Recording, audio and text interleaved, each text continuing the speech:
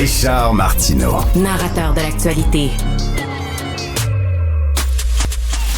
Alors, Yves-François Blanchet, le chef du Bloc, a affirmé aujourd'hui qu'il veut rien savoir du projet de l'éoduc Énergie-Est. Il a dit qu'il y a autant de chances qu'il accepte ce projet-là qu'il y a de chances qu'il signe la Constitution du Canada dans un contexte où notre souveraineté énergétique est menacée. Est-ce que c'est une bonne chose qu'il fasse ça? C'est pas un discours un peu dépassé? On va parler avec M. Yvan Clich, fellow et spécialiste en énergie au Centre d'études et de recherche internationale de l'Université de Montréal. Bonjour, M. Clich. Bonjour. Écoutez, c'est quoi fellow déjà? Là? Je suis rien que curieux. Là. On est plein de gens qui se demandent, c'est quoi fellow, juste? C'est un peu comme un associé de recherche. Souvent, aux États-Unis, on va prendre des anciens hauts fonctionnaires ou des anciens dirigeants d'entreprise. Okay. On va les associer au domaine, au centre de recherche. Ce ne sont pas des chercheurs nécessairement professionnels comme des professeurs d'université, mais ils vont apporter un point de vue un peu différent basé sur leur expérience de l'industrie. Dans mon cas, j'ai travaillé une trentaine d'années à Hydro-Québec. Bon, ben merci. On va tous se coucher moins niaiseux ce soir.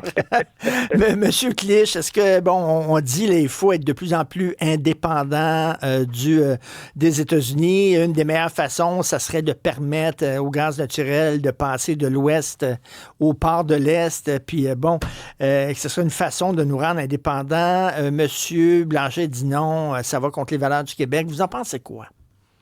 Bien, on va distinguer deux choses. Premièrement, du côté du pétrole, on a déjà une problématique de sécurité énergétique, je pense, qui est un angle mort actuellement, même au niveau public, au niveau médiatique. Le pétrole qu'on consomme, nous, au Québec, là, et en Ontario, il vient d'une canalisation qui passe par les États-Unis. Ça a été fait dans les années 1950. Il passe par les États-Unis, ensuite il remonte jusqu'à Sarnia, puis ensuite il s'en va vers la raffinerie de Montréal-Est à Montréal. Alors, déjà là, il y a un enjeu. Il y a les Américains qui ont remis un peu en cause l'existence de cette canalisation-là du côté des États où passe le tuyau. Et ça, c'était avant l'arrivée de M. Trump aux États-Unis. On craignait pour des fuites. Okay. Et donc, on a remis un peu en question l'existence de ce tuyau-là. Et ça fait l'objet d'un imbroglio juridique actuellement entre le Canada et les États-Unis. Et par ailleurs, la question tarifaire, qu'est-ce qui va arriver avec ce pétrole qui chemine par les États-Unis? Va-t-il être tarifé? Donc, est-ce qu'on est à la veille d'une augmentation des prix de l'essence au Québec? Je trouve que c'est un élément dont on ne parle pas assez. Ben oui. Donc, encore une fois, une canalisation qui passe par le sud, par les États-Unis, autour des Grands Lacs et qui remonte vers le Canada. Et ça nous approvisionne, nous, les Québécois et les Ontariens. Donc, il y a cette canalisation-là. Je pense qu'il faudrait davantage en parler. Et puis l'autre enjeu, c'est évidemment la voie d'acheminement du pétrole canadien et du gaz canadien hors du giron américain. À peu près 99% de notre production s'en va vers les États-Unis. Il y a une partie qui transite du côté du pétrole. Il y a une partie qui transite par Trans Mountain, la canalisation Trans Mountain, à partir de la Colombie-Britannique. Donc, on a une certaine voie d'écoulement du côté pétrolier. Puis du côté gazier, on n'a rien. Il y a un premier terminal d'exportation qui va se mettre en opération en Colombie-Britannique à partir de l'été. Mais vers l'est du Canada, il n'y a pas de voie d'écoulement ni du pétrole. C'était le projet Énergie-Est qui a été abandonné. Et du côté du gaz, il y avait aussi ce projet d'écoulement vers le Québec avec possiblement une usine de liquéfaction du gaz pour pouvoir le liquéfier, le mettre dans des barils et l'envoyer potentiellement en Europe. Alors, ce projet-là aussi renaît un peu de ses cendres dans le nouveau contexte qu'on connaît actuellement. Est-ce que ça serait bon, justement, qu'on mette sur pied ce projet-là, qu'on appuie sur la pédale? Moi, ce que je prône de M. Martineau, c'est qu'on puisse au moins en discuter. Ben oui. Au-delà des slogans et des réactions là, primaires, je dirais, là, des partis politiques, des ONG qui prennent déjà position sans qu'il y ait eu aucun projet qui soit sur la table. Du côté de l'industrie pétrolière et gazière, que je suis quand même assez régulièrement, ces gens-là, ce qu'ils disent, écoutez, nous, là, on va pas lever la main pour faire ces projets-là s'il n'y a pas un minimum de conditions gagnantes pour qu'on puisse les réaliser avec des perspectives financières intéressantes. Et quelles sont ces conditions? Bien, c'est qu'il y a une certaine prévisibilité au niveau de la réglementation, qu'il y a un certain allègement de la réglementation, une certaine prévisibilité, c'est-à-dire, si on remplit cette condition-là, ben c'est parfait, on passe à la prochaine étape et à la prochaine étape.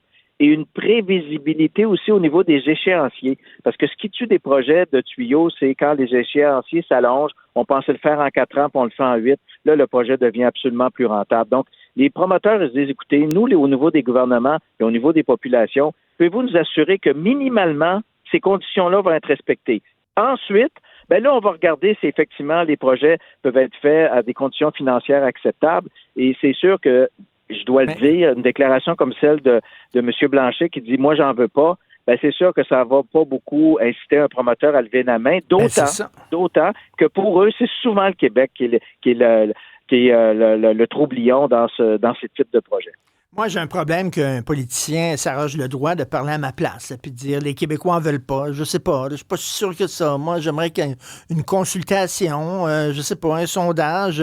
Et moi, personnellement, s'il y a de l'énergie, que ce soit du gaz ou du pétrole qui provient de l'Ouest et qui arrive ici, je préfère que ce soit par un tuyau, comme vous dites, que par des trains. On a vu ce que ça peut donner. Ben, d'une part, c'est aussi de la sécurité énergétique, là, parce qu'on a quand même, nous, les Québécois, on s'alimente à moitié du pétrole et du gaz canadien, puis l'autre moitié des États-Unis. Donc, on n'a pas une pleine sécurité énergétique, alors qu'on est un important producteur fossile. Mais étant donné le caractère très grand de ce pays, l'Est canadien n'est pas alimenté à 100% par du pétrole et du gaz du Canada, donc ce qui est un peu une anormalité pour un pays qui produit tant de pétrole et de gaz.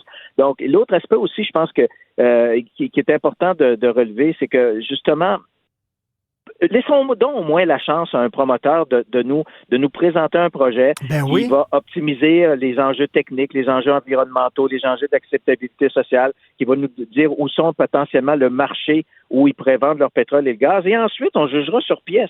Mais là, moi, ce que je trouve toujours difficile dans ce genre de projet-là, c'est que là, les suspects habituels lèvent la main puis font immédiatement barrage et opposition sans qu'on puisse étudier le projet sur la base du mérite. Alors moi, je pense que c'est ce pas-là qu'on devrait faire. Et nous, les Québécois, nous sommes fortement interpellés dans ce genre dans cette situation-là, parce que les promoteurs de l'Ouest canadien, eux, dans leur tête, c'est vraiment le Québec qui fait obstacle à la discussion, à une discussion rationnelle sur ces projets-là. Et moi, c'est ce que je demanderais. Je ne dis pas qu'il faut les faire, mais je dirais au moins, est-ce qu'on peut au moins recevoir des propositions tout en garantissant à ces promoteurs-là qu'on va faire notre part, population et gouvernement, pour faciliter leur réalisation. Tout à fait. Et en terminant, écoutez, c'est quand même plus sécuritaire qu'avant, là, le transport là, du gaz et du pétrole, là.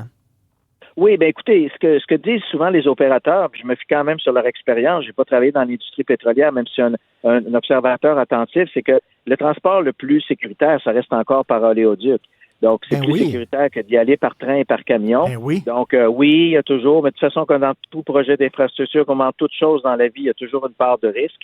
Et puis moi, là aussi, je pense qu'il y a également cet enjeu-là qui se perd, c'est l'importance financière des revenus qui sont tirés encore de l'industrie pétrolière et gazière. Je donne une comparaison. En 2022, 150 milliards de dollars de revenus tirés des exportations pétrolières de l'Alberta en pétrole et gaz aux États-Unis. L'hydroélectricité québécoise, 3 petits points, 1 milliard.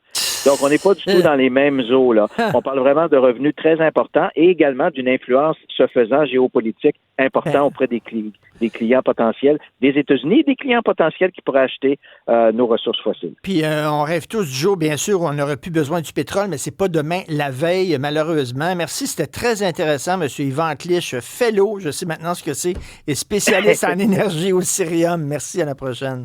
Au plaisir, monsieur, au revoir.